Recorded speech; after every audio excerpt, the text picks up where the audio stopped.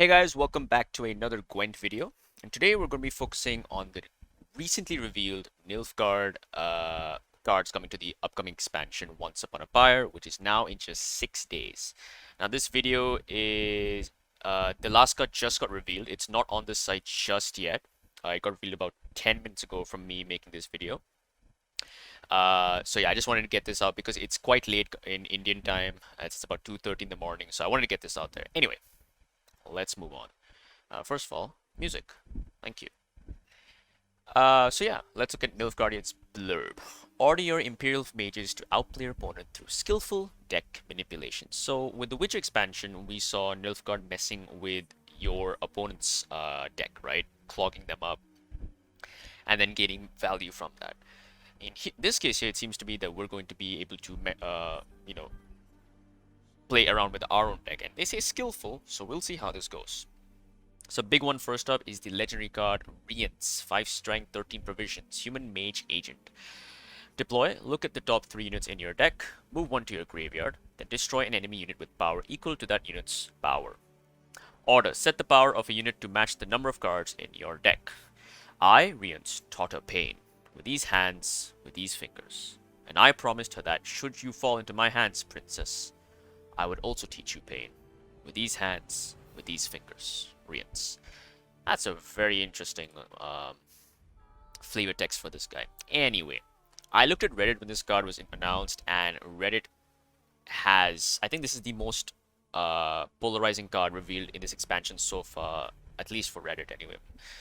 A lot of people do not like the design of this card for a couple of reasons, and I'm going to go through them and see if I can, if I agree with them or not. So first thing first, it's a 5 strength card at 13 provisions. This means that Alzur and Neuromancy has a, right now, 20% chance of actually spawning this, because monsters obviously got She Who Knows, which is the 4th one, and this is now the 5th one. But that's just, an extra thing. Let's look at this ability. Look at the top 3 units in your deck, move one to your graveyard, then destroy an enemy unit with power equal that unit's power. So immediately this deploy ability is extremely restrictive for 2 reasons. The first one is that you only see the top 3 units in your deck. And the reason this is restrictive is because it's RNG, it's a little RNG reliant, right? Like obviously you can, maybe put a certain card on the top of your deck using stuff like the Fisher King, and of course Blightmaker over here, which we'll come to later. So there is some manipulation there, but the biggest reason this card, this deployability is restrictive is because of this right here. An enemy unit with power equal, not equal or lower, just equal, which means it's really restrictive in this case. This deployability is very limiting. So for example, let's say your opponent plays a Dunker. Dunker's 4 strength, 1 armor, but you just need a 4 strength card because it's destroy. It's not damage. So destroy is like Horson Jr., Geralt Professional, so on and so forth. So which means it goes through shields, it goes through armor. So keep that in mind. So for 4 strength, you would want to see something like a Nazca Sergeant. Something like that, right? If you see for example, a Nilfgaardian Knight, which is a 7 strength card, that won't work because a 7 is more than 4, which means you can't destroy it. But at the same time, you also don't want to see something like a Brathens or a Ramon, right? They're 4 strength cards, yes, but they're extremely powerful gold cards you don't want to send to your graveyard. Like right here, you see, move 1 to your graveyard. Sending Brathens to the graveyard feels terrible. It's such a powerful card that you would not want to do this. This is why the deployability feels extremely restrictive. Not a huge fan of this. Now, I get the idea you could potentially thin your deck of a like a bronze 4 provision card or something, or a 5 provision card you don't want to play, right? Makes sense, but it's not the best. You could maybe send Matic to the deck, like you could maybe run this in a Matic deck and move the Matic to your graveyard, but then you would need a 3 strength target on the opposite side to be able to get value out of Rience. Based on the wording as well, it looks like you might not be able to actually cancel your choice if you see maybe a Brathens, Ramon, and I don't know, Usurper as a top 3 units. That would be terrible, right? That feels really bad.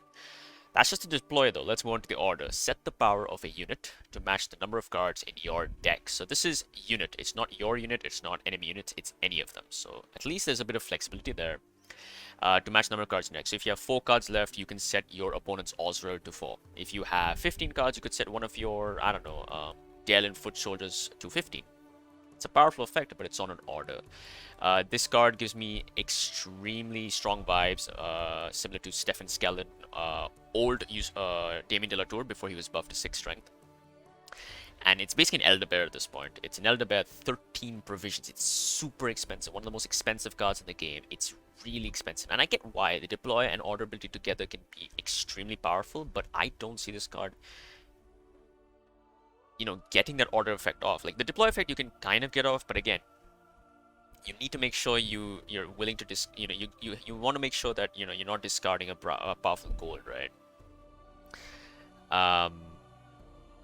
You know, if like, let's go to the deck builder, right? Let's go to the deck builder and see what I'm talking about. So we go to, let's just go to Nilfgaard. It's not restricted to Nilfgaard, right? It's just, yeah, top 3 units anyway. But we'll go to Nilfgaard just in case. So, like, imagine seeing a Usurper at the, as one of the options, and Joachim and Ramon. You just feel like shit then, right? You want to see, you know, cards like, you know, your Arbalests or your Ducal Guards or your Nazca Sarge and so on and so forth like this. But then again, at the same time, you need the opponent to have a target to destroy that's equal to this power. So I think, so right now, I'm going to give this card a 2 out of 5. I think this is a below average card based on how practical it is. I don't see this seeing, you know, that much play. If you can get the effect off, it's quite powerful, obviously. Like, this effect here seems to be for Hyperthin. It seems like this Nilfgaardian, these cards you've seen are benefiting Hyperthin decks, you know. And you'll see once we go to Blightmaker, Mage Assassin, and this 4th card here, which I do have the image of right here. So yeah, I'm going to give this a 2 out of 5. Obviously, it's theoretical, it's too early to say, but I don't see this card being extremely powerful. If it's 5 strength, which means it's very easy to kill compared to Damien de la Tour, and it's 13 provisions. So even if, like, you know, Stefan, if he dies, okay, you feel bad, but at least 9 provisions. This dies, you just lost 13 provisions. Gone.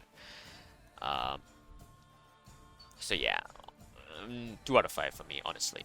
Alright, let's move on to the epic cards. So this is the epic card right here, revealed about 15 minutes ago.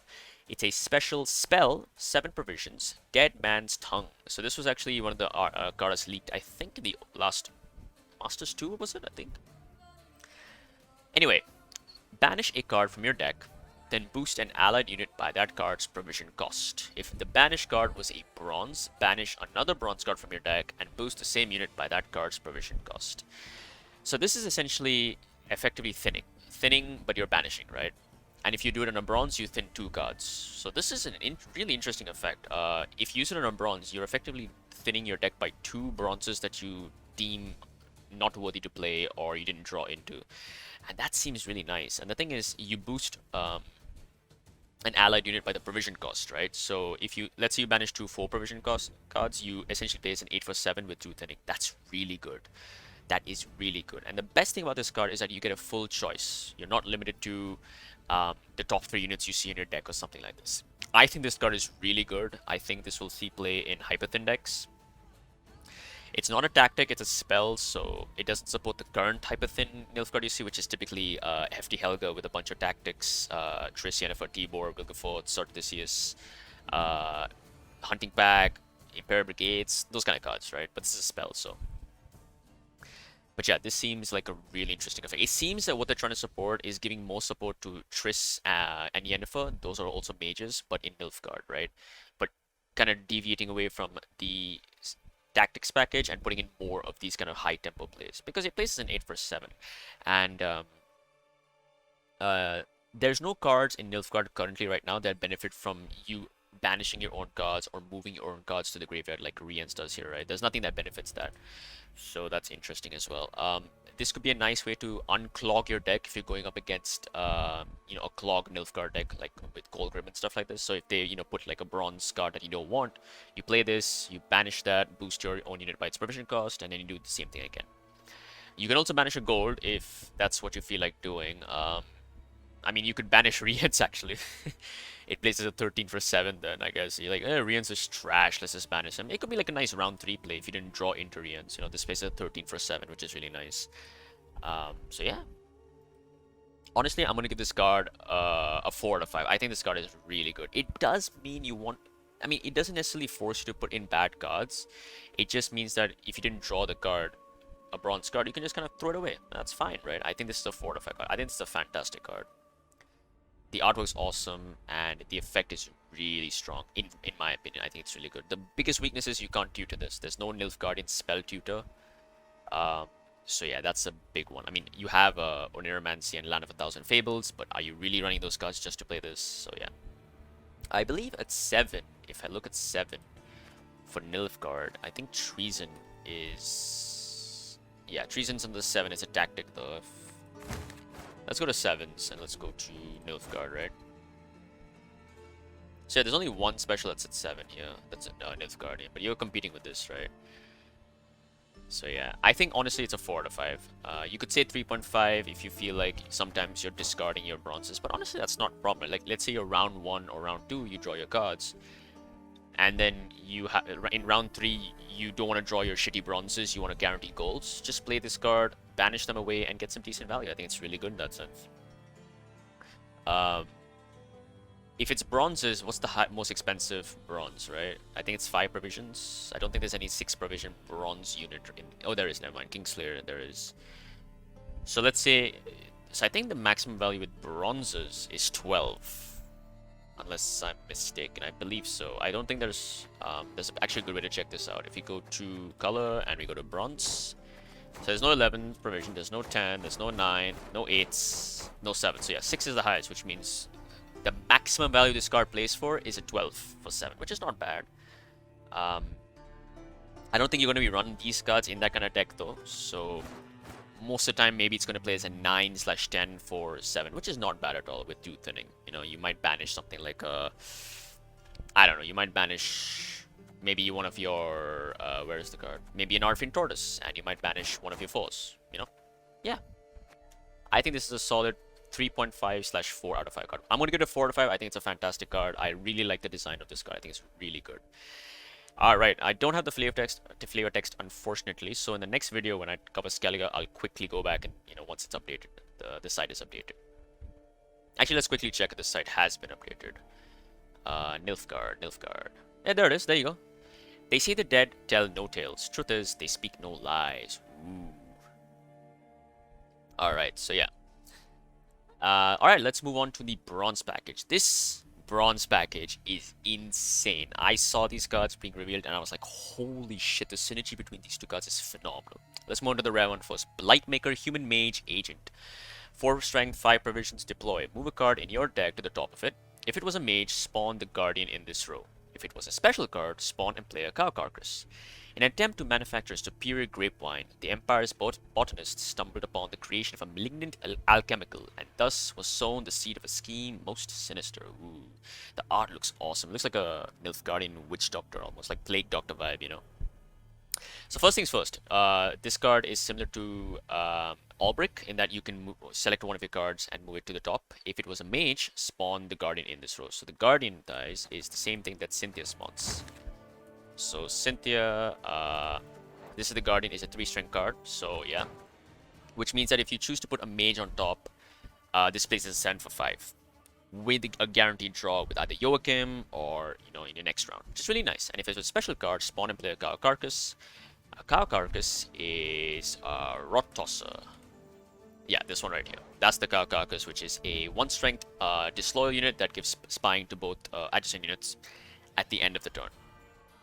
Not bad. So it's a poison, it's a multiple poison option, or you can place a 7 for 5 with mages. So let's look at the Nilfgaardian mages we have. So yeah, let's look at the mages, and I'm going to select Nilfgaardian. Why is it? Oh yeah, color. That's why.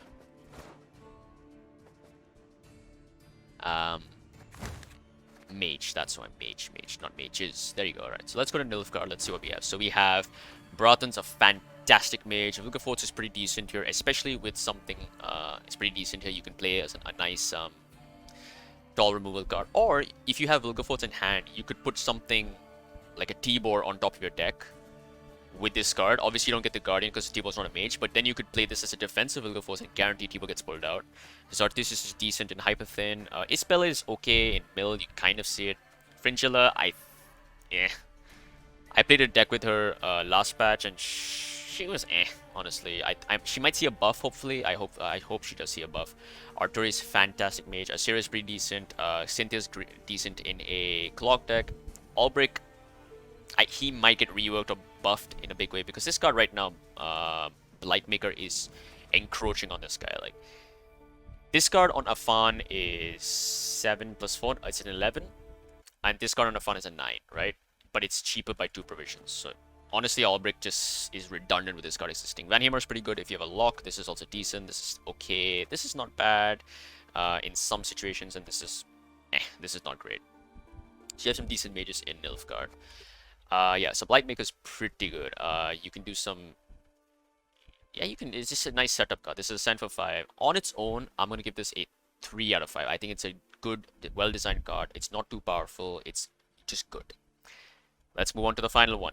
Mage Assassin, the common card of this expansion for Nilfgaard. 2 strength, 4 provisions. Human Mage Agent. Oh, by the way, all these are agents as well. So that's... I'll come back. The reason that's interesting is because False Siri boosts all allied agents, and for 6 provisions, that's a lot of agents. This card actually might see play unironically in this kind of deck. She's gonna get a lot of value. That's really good. Anyway, Mage Assassin, deploy. Damage an enemy unit by 2. Familiar? Is this familiar? Yes, it is. It is a Wolf Pact. Wait, what? Oh yeah, Wolf. There it is. It's a Wolf Pack, 2 for 2. Except it's got something else. If moved to the top of your deck during your turn, summon self to a random allied row and damage a random enemy unit by 2. Somewhere deep within Nilfgaard's Imperial Archives is a manuscript titled 47 Ways to Kill a Man. It's a surprising and jovial read. Is that a reference to Hitman, Agent 47? Could be. This card, once you read this, you see the automatic synergy with Blightmaker. It's insane with Blightmaker. So on its own, it's a 4, right? It's a 2 for 2, which is similar to Wolfpack, or actually a better comparison is Sentinel. Yeah, Brocklon Sentinel, 2 for 2. But there's a bonus effect, right? Which is the fact that if you move this to the top of your deck with Blightmaker, it's an 11-point play. 4 on the Blightmaker. This is a mage, so you spawn the Guardian. So that's 4 plus that's 7. This comes out as a 2, that's 9, and it does 2 damage to something. Now, yes, the damage can be blocked by armor or shield, but let's get best case scenario, it's an 11 with thinning. 11 point tempo swing with thinning. This is an insane combo. This is a auto include, and I guarantee you all the Nilfgaard decks at this point. It's so good. You can do this twice as well because they're bronze cards. You can run 2 copies of each. This is fantastic. It's really good, and I'm actually concerned. It's actually too good in my opinion. 11 for 7, 11 with 9 provisions. But not really, because you're just playing the 5 and you're getting thinning. It's phenomenal. Like, the biggest comparison to this would be the Scald Skirmisher combo, right? So Scald is 4, and then Skirmisher itself is another 4. So it's an 8-point play, and that combo is really good. This card is really good, right? It's well statted because of the way it works. It's thinning and 8-point tempo. It's really good in that sense.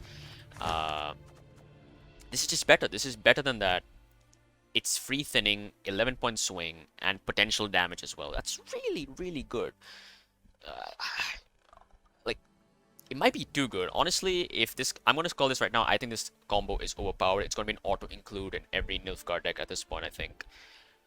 It's very strong. And if I had to nerf it... I know it's too early. I know it's too early. The patch is not out. We haven't tried it out yet. But if I had to nerf this, I would just remove it so that if it was moved to the top of your deck, summon self to a random allied row. Ignore the damage.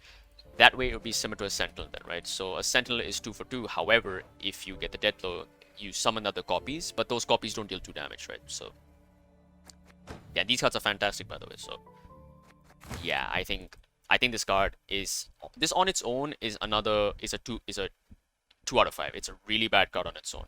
It's a 4 for 4. Not great.